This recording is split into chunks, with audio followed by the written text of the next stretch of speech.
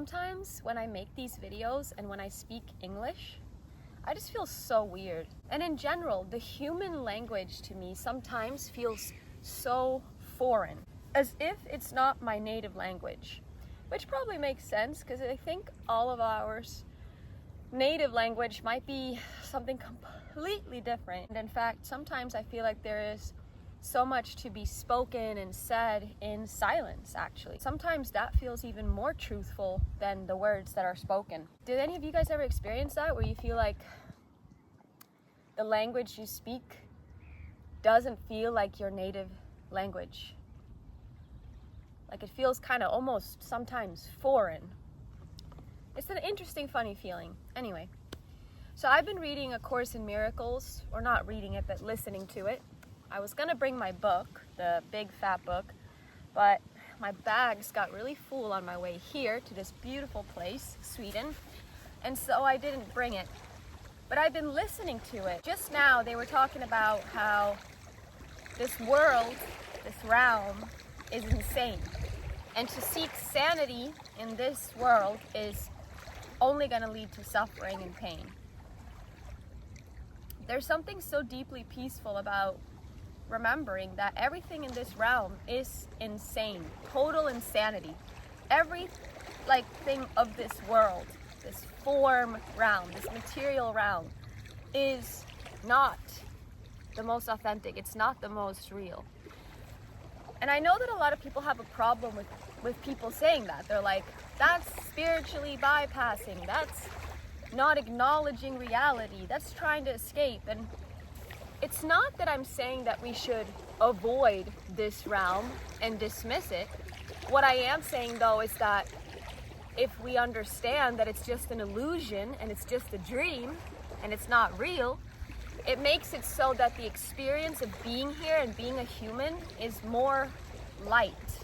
The human experience is felt as more light versus heavy and depressing and really dark.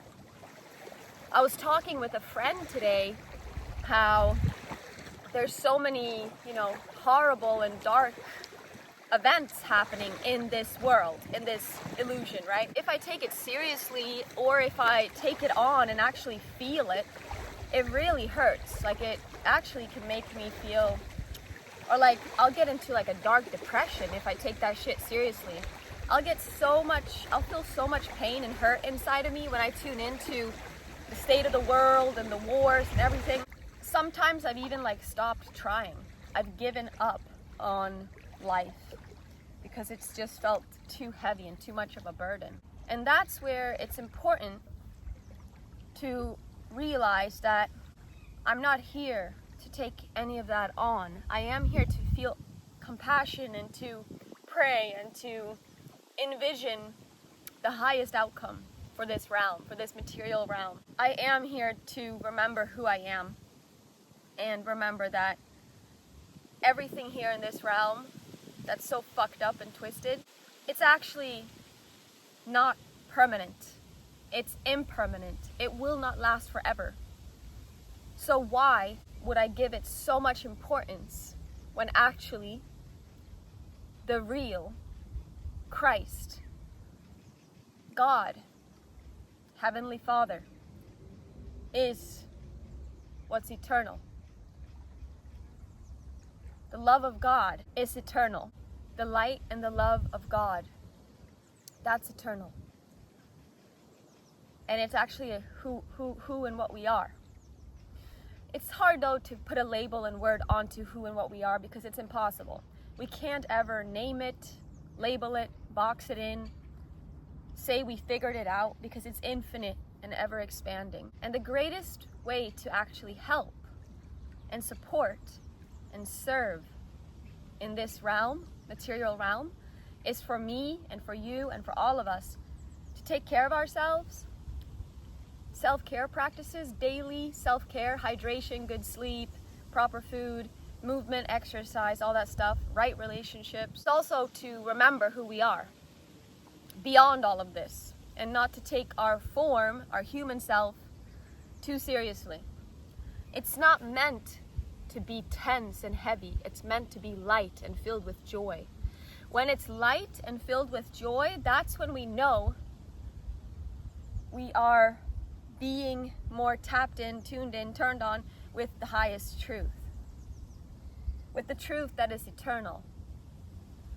But if a lot of suffering comes in, if a lot of fear and worry is alive and present in you, it's probably because you've identified with some random thought in your mind, or you're giving meaning to things in this world.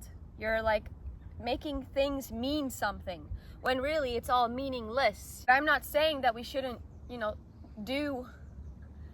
take action and do our best to have a harmonious, peaceful life here. I'm not saying that we should be passive either. I'm saying that we ought to align ourselves with the truth of who we really are, and then from that place create a really beautiful human life and relate in beautiful ways and create epic, loving, harmonious relationships versus ego-based special relationships where we are only relating with other people to get something or to make us feel like we're good enough, when really that needs to be an inside job. If we're looking for happiness or a feeling of being good enough or worthy from out anywhere in the world, it's going to be a trap. Nothing in this world can fulfill us, can fulfill me. That's what I've come to see. Maybe things in the world can fulfill you, but what I've come to see is that nothing here in this realm can fulfill me. Paradise and heaven is a state of mind. It is not a thing or a place or a person or a retreat or a whatever, or a physical body that is perfect. Paradise and heaven is a way of being and viewing reality. It's what are we in? Where are we? What are we sitting in? Are we being run by the ego mind that just judges, blames, sees separate individuals and believes it is separate? Or are we in a place of seeing that all beings are connected to us, that everything is happening for us, here as a teaching and a lesson, and to remind us of who we are and to show us where we are, where I'm voluntarily actually choosing to put myself into a prison based on a conditioning and a programming that I'm still choosing again and again. It's possible to just step outside of it. We hold the key to the kingdom of heaven. And it's not about getting anything in this world. It's actually about finding it within. I'm not saying that we shouldn't get all the greatness in this world too, in this realm, but it's not going to be fulfilling. There's people who have made billions of dollars, and they will tell me right now, if the billionaire was sitting here with me right now, he would tell me, the billions of dollars never made me more happy. It didn't contribute to my deep, fulfilling, everlasting happiness. The only thing that creates that is going within and seeing who we are. And this means going beyond our mind and our body, going beyond the physical realm. And for many, that seems like the most terrifying thing, because we so desperately want to hold on to the world, right? So we don't want to die. We don't want the ego self, the false self, this image of who we have made ourselves to be, believed ourselves to be. We don't want that to crumble, because that's scary. Who the fuck am I then? And then it's just this great big open mystery. And sometimes that can feel terrifying for the ego, so it would rather go to sleep and be ignorant and stay in addiction, stay in blame, stay in criticism and judgment, and in the thought system of separation versus unity consciousness. I find deep peace in knowing that this world is insane.